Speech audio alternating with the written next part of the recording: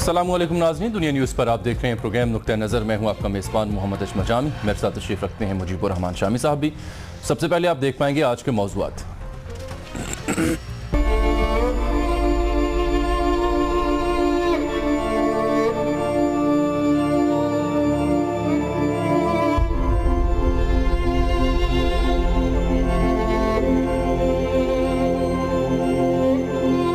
کراچی میں بلدیاتی انتخابات سے 4 روز پہلے دہشت گردی، ٹبر سینٹر کے قریب ملٹری پولیس کی گاڑی پر فائرنگ، 2 اہلکار شہید۔ ڈاکٹر عمران فاروق قتل ہائی پروفائل کیس تھا، FIR باقاعدہ طور پر پاکستان میں درج کرانے کا فیصلہ، کراچی آپریشن مزید تیز کریں گے وزیر داخلہ چودھری نثار۔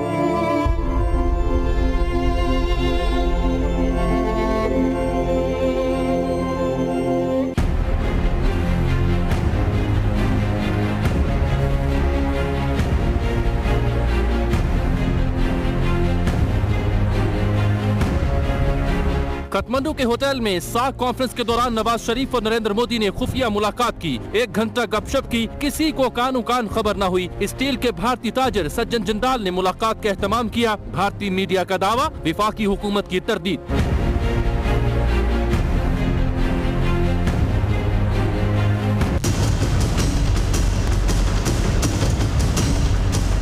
اسلام آباد کی میئر شپ کے لیے سیاسی جوڑ توڑ، نون لیگ کی 21 اور تحریک انصاف کی 16 نشستیں، سب کی نظریں 13 آزاد امیدواروں پر۔ PTI نے 7 نشستوں پر نتائج مشکوک قرار دے دیے، دوبارہ گنتی کی درخواست دینے کا اعلان۔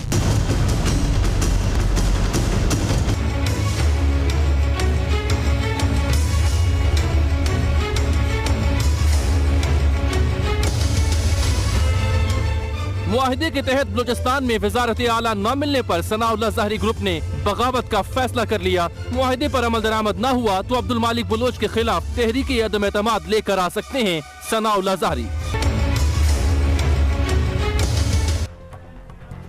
ناظرین، کراچی میں پیش آئے افسوسناک واقعے پر گفتگو کرنے سے پہلے کچھ اہم خبریں ہیں جو اب سے کچھ ہی دیر پہلے اپڈیٹس ہمیں موصول ہوئیں۔ شام صاحب، پہلے چند ہفتے پہلے ہی فیصل آباد کا بیورو جو ہے دنیا ٹی وی کا، اس کو نشانہ بنایا گیا دہشت گردوں کی جانب سے۔ اس سے پہلے ٹھہرے جی، آج دنیا نیوز جو ہے ہاں جی، اس کی 7ویں سالگرہ ہے، بالکل بالکل بالکل، اور وہ تقریب ایک سادگی سے منائی جا رہی ہے۔ جی ہاں، اور اس میں جو دنیا نیوز کی انتظامیہ ہے، جو اس کے کارکن ہیں، ان کو مبارکباد دی جانی چاہیے کہ میاں عامر محمود صاحب جو ہیں ان کی قیادت میں دنیا نیوز نے 7 سال میں ایک حیرت انگیز ترقی کی ہے، اور ایک کریڈیبلٹی جو ہے اپنی وہ قائم کی ہے، ایک توازن کے ساتھ، اعتدال کے ساتھ اور صداقت کے ساتھ، اور انشاءاللہ یہ سلسلہ جاری اپنا رشتہ جوڑے رکھا ہے۔ جی جی، یہ بہت مشکل کام ہے کہ آپ توازن اور اعتدال اور صداقت اور متانت، یہ سب چیزوں کے ساتھ جڑے رہیں ایک وقت میں، یعنی آپ پیچھے نہ ہٹیں اپنے موقف سے،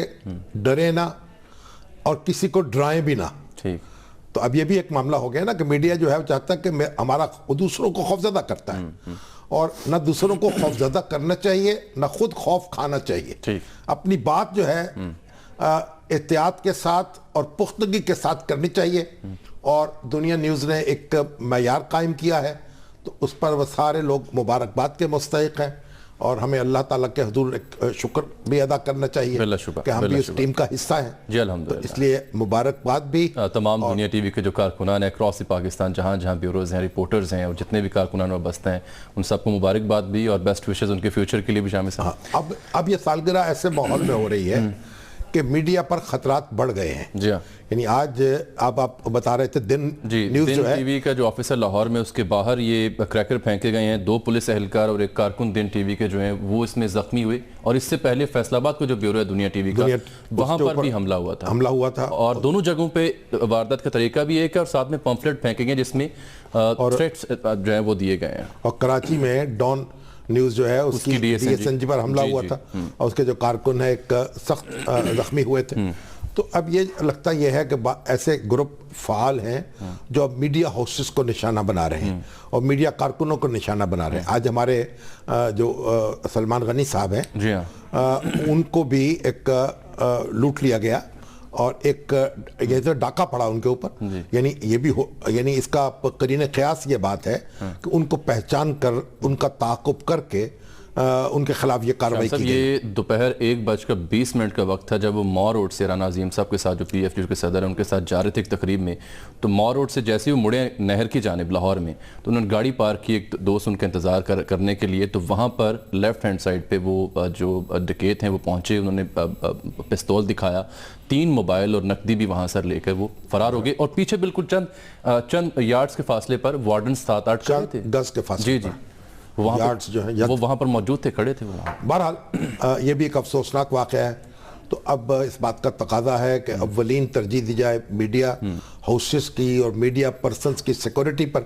اور آج ہی جب ہم یہ ذکر کر رہے ہیں تو کراچی میں ہماری 2 فوجی بھائی جو ہیں ان کو طاق کر نشانہ بنایا گیا ہے. اور اس میں ابھی آرمی چیف کے حوالے سے تازہ بیان سامنے آیا, وہ بھی اپڈیٹ کر رہے ہیں. آرمی چیف صاحب نے بھی کہا ہے, جو ISPR کے لیفٹننٹ جنرل ہیں, ان کے یہ ٹویٹس ہیں جنہوں نے کہا ہے کہ یہ جو ایسی کارروائیاں یہ آپریشن ضرب ازد کو کمزور کرنے کی سازش ہے اور کوشش ہے.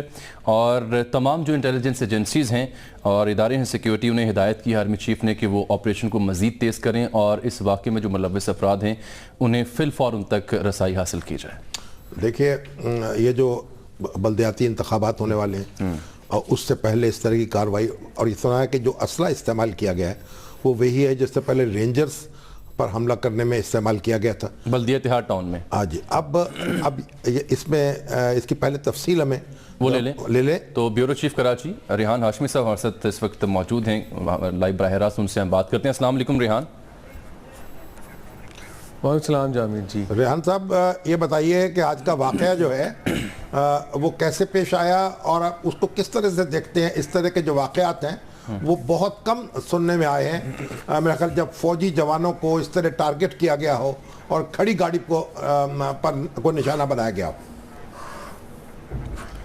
دیکھیں جامع صاحب, ایسا لگتا ہے کہ کراچی کا جو امن ہے, کچھ جو ملک دشمن عناصر ہیں ان کو یہ امن برداشت نہیں ہو رہا, کیونکہ کراچی میں جیسے ماحول بہت بہتر ہو گیا ہے. لوگ تاجر برادری ہو, طلبہ و طالبات ہوں, شہری ہوں, تمام لوگ کافی خوش ہیں. کراچی کی رونقیں بھرپور طریقے سے بحال ہو چکی ہیں اور ایسا لگتا ہے کہ ان کو یہ سب کچھ برداشت نہیں ہو رہا. تقریباً 3:20 کے قریب یہ واقعہ رونما ہوا تھا. کراچی کی سب سے مصروف ترین شاہراہ ہے جسے ایم اے جنرل روڈ کہتے ہیں, اور یہ تبت سینٹر سے پہلے جو روڈ جاتی ہے, جی بالکل یہ واقعہ ہوا تھا. تو دن دہاڑے اور ایسے روڈ پہ کیا گیا جہاں 24 گھنٹے آپ کہا جائے کہ ٹریفک باہر رہتی ہے, وہاں یہ واقعہ ہوا. لیکن اس کے بعد بھی ہماری سیکورٹی فورسز, رینجرز, پولیس کے حوصلے بلند ہیں اور کبھی امکان ہے کہ جلد ان جو دہشت گرد ان تک پہنچ جائیں گے. تحقیقات کا دائرہ کافی وسیع کر دیا ہے اور ٹیمیں بنائی جا رہی ہیں ابھی تک جو ہمیں اطلاع ملی ہے. جی شامی صاحب, اس نوعیت کے جو واقعات ہیں وہ یعنی کتنے پیش آئے ہیں؟ آپ کو کیا یاد پڑ رہا ہے؟ یعنی رینجرز پر تو حملے ہوتے رہے ہیں, پولیس کو بھی ٹارگٹ کیا جاتا رہا ہے, لیکن فوجی جوانوں کو اس طرح ٹارگٹ کیا جائے اس کی کوئی مثال ماضی قریب میں تو نہیں ہے ہمارے سامنے. دیکھیں شامی صاحب, 2013 میں کورنگی کا علاقہ تھا, کورنگی نمبر 2, جہاں پر جب فوجی جوان اپنی ڈیوٹی ختم کر کے واپس جا رہے تھے, الیکشن تھے, جنرل الیکشن, تو وہاں نالے کے کنارے پہ ایک بم نفس تھا, وہ دھماکہ ہوا تھا, اس میں فوجی جوان شہید ہوئے تھے, کچھ زخمی ہوئے تھے. لیکن تقریباً جہاں تک مجھے یاد ہے 12 سے 13 سال پہلے ایک واقعہ رونما ہوا تھا جمشید روڈ پہ. کچھ فوجی جوان ہیں جن کی 2 تھے یا ان کی زیادہ 3 تھی, ان کی لاشیں ملی تھی. لیکن اس قسم کا اندھوناک واقعہ میں سمجھتا ہوں 12 سے 13 سال ہو گئے کراچی میں نہیں ہوا جہاں فوجی جوانوں کو نشانہ بنایا گیا اور وہ انہیں اس طرح دن دہاڑے یا رات کے اوقات میں کبھی فائرنگ کا واقعہ نہیں ہوا جیسا آج واقعہ ہوا ہے. تو تفتیش کرنے والے جو ہیں پولیس افسر, ان سے بات ہوئی ہے آپ کی؟ کیا وہ یعنی ان کا خدشہ کیا ہے کہ یہ کون ہاتھ ہو سکتے ہیں اس کے پیچھے؟ دیکھیں جو فورنسک رپورٹ آئی ہے وہ تو اس کے اشارے ملتے ہیں. ابھی تک جو پولیس کہتی ہے کہ ان لوگوں نے کورنگی میں پولیس اہلکاروں کو بھی حملہ کیا. 7 ایسے مقامات ہیں جہاں یہ فورنسک جو ایمٹیز ہوتی ہیں, جو 9mm کی, جنہیں گولیوں کے خول کہا جاتے ہیں, یہی اسلحہ استعمال ہوا, ان کی میچنگ ہوئی ہے. جو جی بالکل, بلدیہ میں جو رینجرز کے اہلکار شہید ہوئے اس میں بھی یہ اسلحہ استعمال ہوا, اور جو آج فوجی جوان شہید ہوئے ہیں اس پہ بھی یہ اسلحہ استعمال ہوا.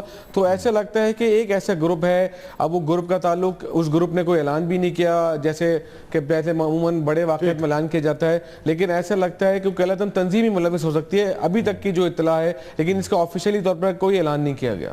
ٹھیک ہے جی، ریحان صاحب بہت شکریہ. شام صاحب رینجرز اور پولیس اہلکاروں کا بھی ذکر کر لیں. اگر 2015 میں تو رینجرز کے 6 جبکہ پولیس کے 80 اہلکار ہیں جو شہید ہوئے ہیں مختلف واقعات میں رواں سال کے دوران.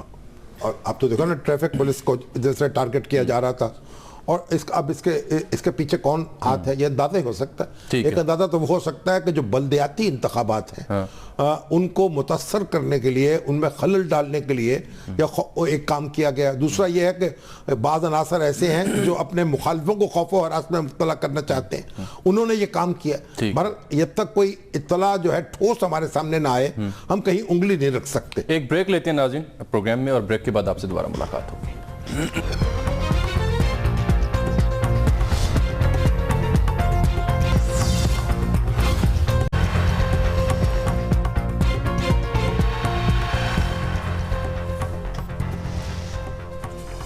ویلکم بیک ناظرین. تو شام صاحب آج وفاقی وزیر داخلہ چودھری نثار صاحب نے بھی پنجاب ہاؤس اسلام آباد میں میڈیا سے گفتگو کی، اور اہم اعلان انہوں نے یہ کیا کہ ڈاکٹر عمران فاروق قتل کیس میں ایف آئی آر اب باقاعدہ طور پر پاکستان میں بھی درج کی جائے گی.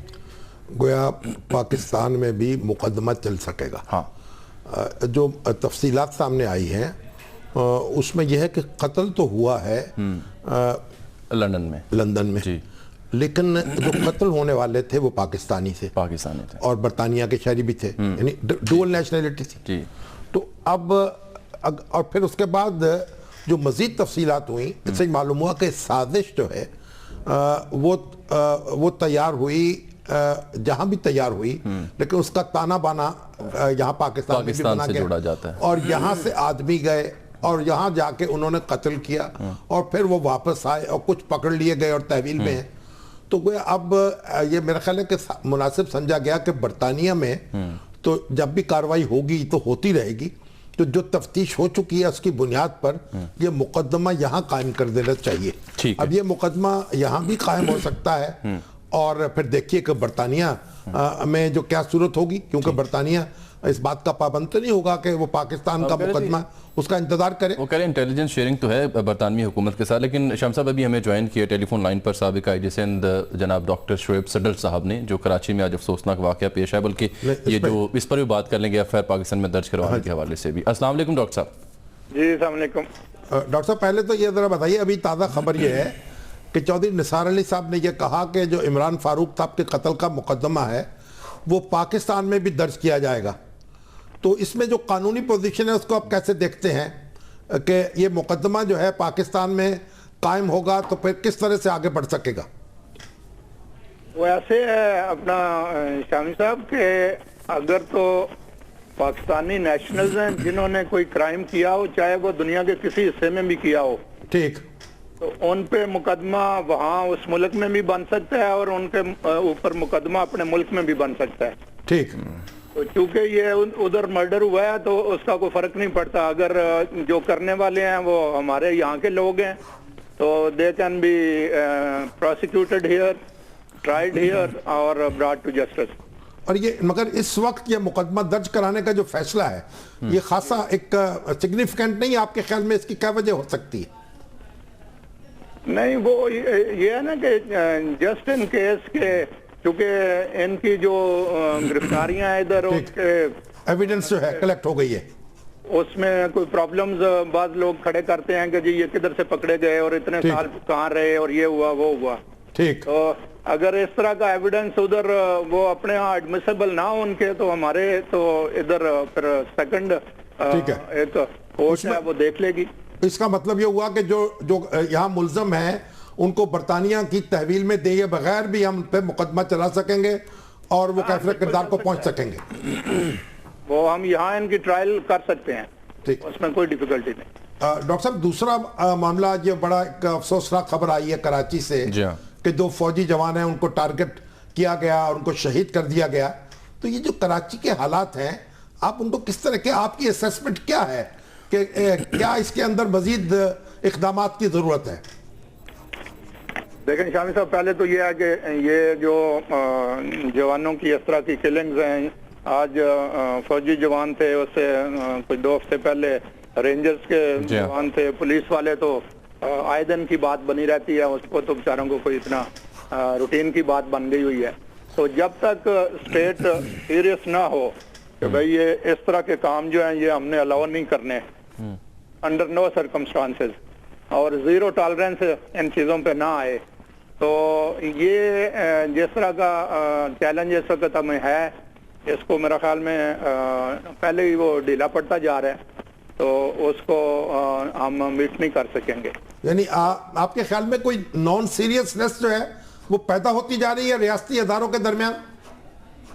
دیکھیں اب کچھ عرصے سے یہ عام ایک پرسیپشن بن رہا ہے کہ جی یہ جو آپریشن ہے یہ ایز اف کہ کوئی آؤٹ آف سٹیم ہو گیا ہے، اور ایک بات تو خیر کلیئر ہے کہ سم یہ پرسیپشن تو ہے کہ بھئی جو پولیٹیکل سائیڈ ہے وہ اور جو اس کو ہیڈ کر رہے ہیں کرنٹ آپریشن کو ان دی سینس کہ ریسٹ وغیرہ جو کرا رہے ہیں کہ as if they are not on the same page. اور آپ نے دیکھا ریسنٹلی وہاں جو کورٹ میں جس طرح سے ہوا کہ جی ڈاکٹر عاصم صاحب کے کیس میں ہلو ڈاکٹر عاصم صاحب کے کیس میں جی ہاں ایڈوکیٹ جنرل کسی طرف جا رہا ہے اور دوسرا کسی طرف جا رہا ہے. اب اس طرح سے تو تماشا نہیں بنایا جاتا نا جی، تو these are not good signals anyway. تو آپ کے خیال میں اس میں کیا اقدامات کرنے چاہیے جس سے یہ جو ڈیل نظر آ رہی ہے یا جو گیپ نظر آ رہا ہے اس کو فل کیا جا سکے؟ نہیں، سب سے پہلے تو جو ضروری بات ہے نا جی وہ یہ ہے کہ جی پرائم منسٹر اور چیف منسٹر صاحبان جو ہیں یہ اس ساری ایفرٹ کو اون کریں، ٹھیک، اور اس مطلب سیریس طریقے سے اون کریں کہ ہر ایک کو یہ کلیئر میسج چلا جائے کہ بھئی there are no two ways about dealing with this. اور جو انہوں نے ہاں جی ہاں جی ان کو پاس کرنا چاہیے. ٹھیک. اور دوسرا یہ ہے کہ یہ اس طرح کے جو ہے نا جی خالی پکڑ دکڑ is only a small step. ٹھیک. اصل بات یہ ہے کہ یہ انڈر ون روف یہ لے آئیں اپنے ساری جی آئی ٹیز کو بھی اور پروسیکیوٹرز کو بھی اور ججز کو بھی، اور یہ ڈیلی بیسس پہ جن کو کنوکٹ ہونا ہے ان کی کنوکشنز ہوں. یہ نہیں ہے کہ جی 6 مہینے یا 3 مہینے کا ریمانڈ چل رہا ہے اور بعد میں اس میں ایک سٹیپ کے بعد دوسرا سٹیپ آ رہا ہے. وائٹ کالر کرائم کا ایریا جو ہے نا، کیونکہ میرا تو اس میں سبجیکٹ ہے آپ کا، آپ کے تو خاص اس میں اسپیشلائزیشن ہے کہ اس میں یہ کبھی بھی نہیں ہوا کہ جی آپ نے اگر 10 جرم ہیں اس نے کیے ہوئے تو 10 کے 10 انویسٹیگیٹ کریں. آپ نے سب سے پہلے جو ایزیئر ون ہے اس کو لینا ہوتا ہے اور اس میں اس کی کنوکشن کرانی ہوتی ہے، اور اس کے بعد بعض کا دوسروں میں جانے کی ضرورت ہی نہیں پڑتی. تو ابھی آپ دیکھیں کہ وہ جو پروٹیکشن آف پاکستان ایکٹ کا اتنا وہ دھوم دھام سے اس کا چرچا ہوا، اس کو 21 امینڈمنٹ میں پروٹیکشن بھی دی گئی، لیکن اس کے بعد نکلا کچھ بھی نہ اس میں سے، نہ کورٹس بن سکیں، اس کے تحت عدالتیں نہیں بنی ابھی تک. جی ہاں، نہ پروسیکیوٹر جو اسپیشل پروسیکیوشن سیٹ اپ بننا تھا وہ بنا، نہ اس طرح سے جی آئی ٹیز بنی. ابھی تو آپ دیکھیں کہ چاہے ٹیررزم جو ہے وہ یہ ایتھنو پولیٹیکل ٹائپ کا ٹیررزم ہے، چاہے وہ سیکٹیرین ہے، چاہے وہ اکنامک ٹیررزم ہے، ان سب کو ڈیل کرنا ہے ہم نے، اور وداؤٹ اینی فیئر اور فیور. وہ ہم کر نہیں پا رہے، اور یہ ساری چیزیں اس میں دی ہوئی ہیں نیشنل ایکشن پلان میں کہ ہم نے کراچی آپریشن کو لاجیکل اینڈ تک لے جانا ہے، اور جو اکنامک جو وہ پرووائڈ کر رہے ہیں مطلب ایڈرز اور بیٹرز ہیں، اور ان سب کو بھی کیفر کردار تک پہنچانا ہے، لیکن ہم نے کیا کچھ بھی نہیں ہے. تو سملرلی جو سب سے زیادہ اس میں امپورٹنٹ بات تھی وہ اینڈ پہ ہے 20th پوائنٹ جی کرمنل جسٹس ریفارم، وہ آج تک ہوئی کوئی نہیں ہے. تو یہ چیزیں جو ہیں اب آلریڈی سلپ کی طرف جا رہی ہیں. ٹھیک ہے جی ڈاکٹر صاحب، وقت کی قلت ہے، بہت شکریہ آپ کا، آپ نے وقت دیا.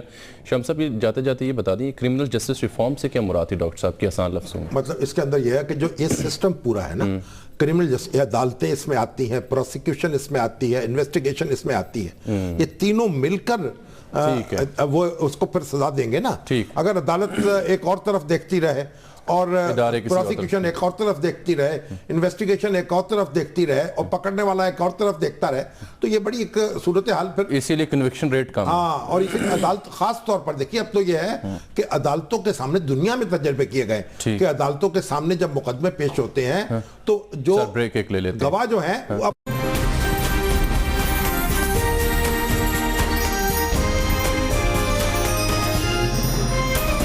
دنیا کے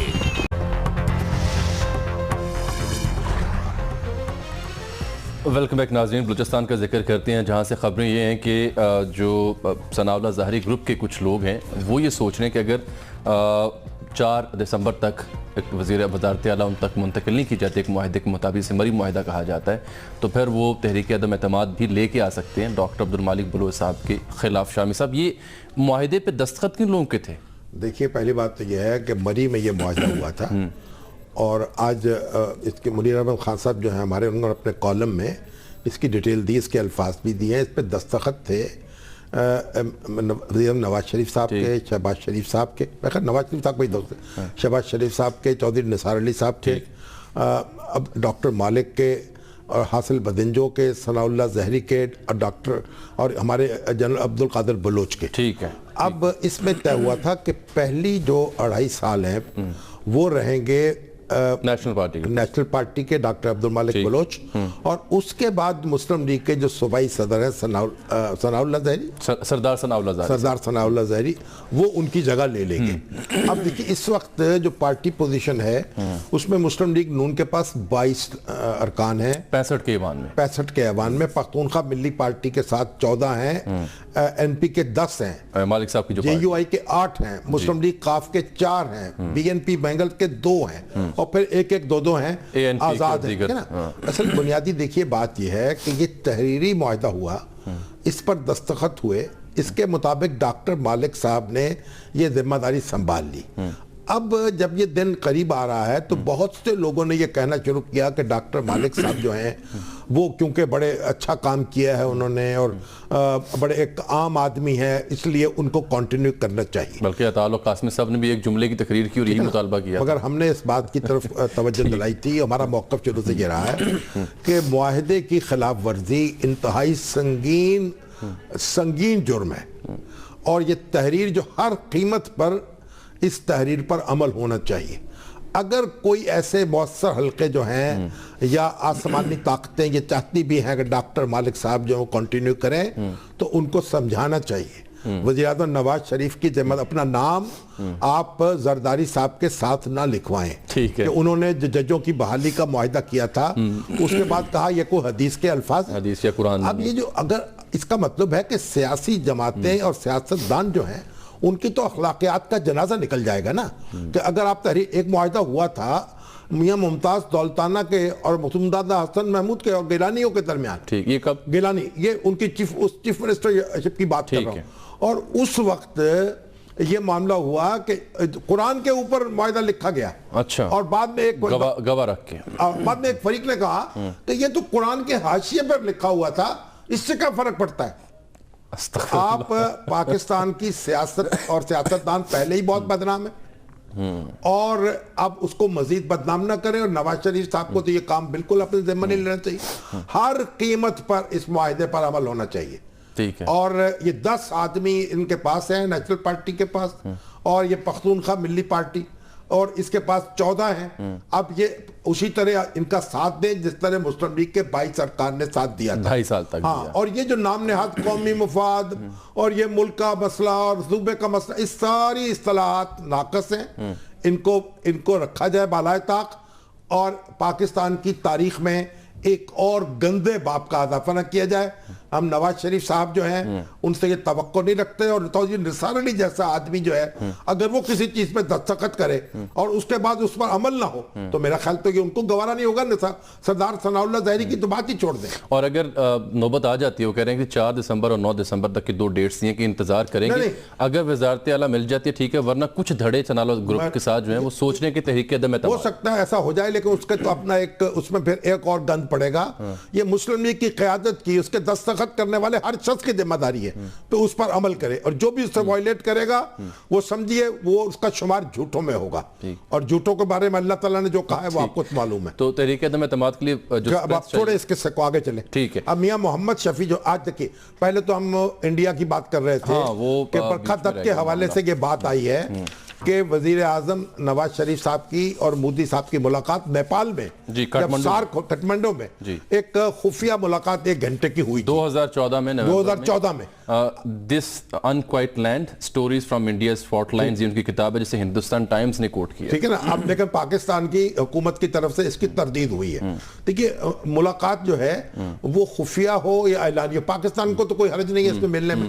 یہ تو مودی صاحب کے اپنے معاملات ہیں, اور یہ خفیہ یا اعلانیہ ایک ہی پاکستان کا تو ایک ایجنڈا ہے کہ بات چیت جاری ہونی چاہیے, بات چیت شروع ہونی چاہیے, بات چیت سے مسائل کا حل نکلنا چاہیے. امن جو ہے وہ ہم تو امن کی دھن میں اپنا گیت گاتے چلے جائیں گے, جیسے ہمارے شاعر نے کہا نا کہ محبت محبت محبت محبت, کوئی دھن ہو یہ گیت گاتا چلا جا. ایک بات. اور اب ایک ہمارے بہت ہی سینئر اخبار نویس تھے تحریک پاکستان کے بڑے عظیم کارکن میاں محمد شفیع, میم شین جنہیں ہم میم شین کے نام سے یاد کرتے ہیں. اچھا, ان کا پورا نام میاں محمد شفیع تھا, اور یہ اسمبلی کے رکن بھی رہے, یہ پاکستان ٹائمز کے رپورٹر رہے, یہ ڈان کے رپورٹر رہے, اور بہت بڑے رپورٹر, بڑے مارکے انہوں نے سر کیے. علامہ اقبال کے آخری دنوں میں ان کے خدمت گزار تھے, ان کے پاس حاضر ہوتے تھے, اور مسلم لیگ پارلیمانی پارٹی جو ہے اس کے بھی عہدیدار رہے یہ, اور انہوں نے ایک بڑا سرگرم کردار ادا کیا, اور پاکستان کے حوالے سے اور تحریک پاکستان کے حوالے سے ان کی خدمات کو ہمیشہ یاد رکھا جائے گا.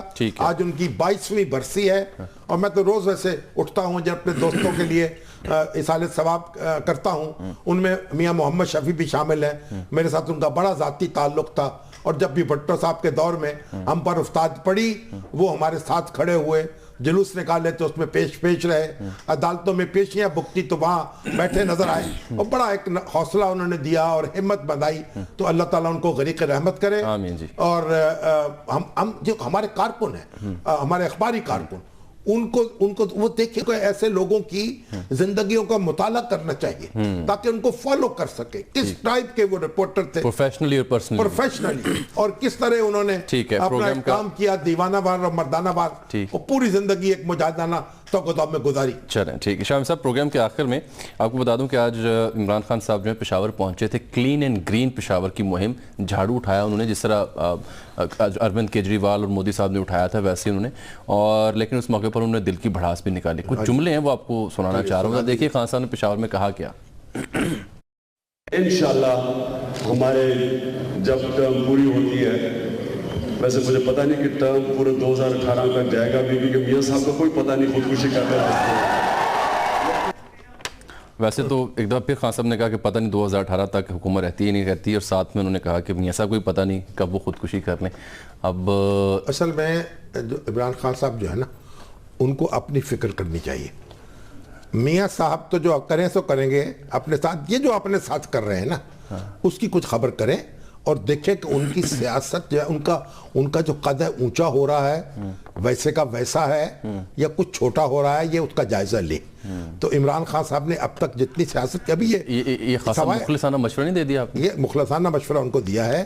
اور دوسری بات یہ ابھی جو اسلام آباد میں تو ان کی پرفارمنس جو ہے وہ کافی بہتر ہے یہ بلدیاتی پہلے 2 مراحل کی نسبت. تو اگر اس طرف توجہ کریں اور پشاور کو بھی صاف کریں.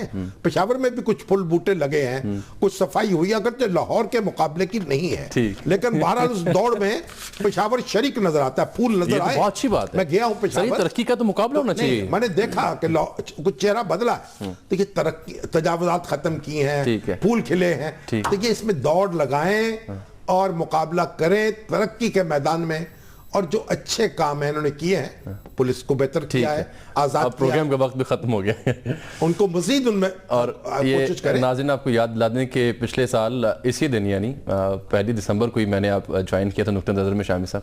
تو یا آپ کو مبارکباد دینی چاہیے یا مجھے اپنے آپ کو مبارکباد دینی چاہیے؟ یہ تو آپ جانتے ہیں کیا مبارکباد لینا چاہیے یا ساتھ جو ہے پلک جھپک تک گزر گیا ہے میرا خیال. جی علم نہیں ہوا ماشاءاللہ. اور آگے بڑھتے رہیں گے اسی طرح مل کر جناب. آپ کی خدمت میں اہم خبریں ان پہ تبصرے تجزیے شامی صاحب کے پیش کرتے رہیں گے. ہمیں دیکھنے کا بہت شکریہ. آپ کے فیڈ بیک کا انتظار رہے گا. کل انشاءاللہ آپ کا فیڈ بیک بھی شامل کریں گے. تب تک کے لیے اجازت. اللہ حافظ.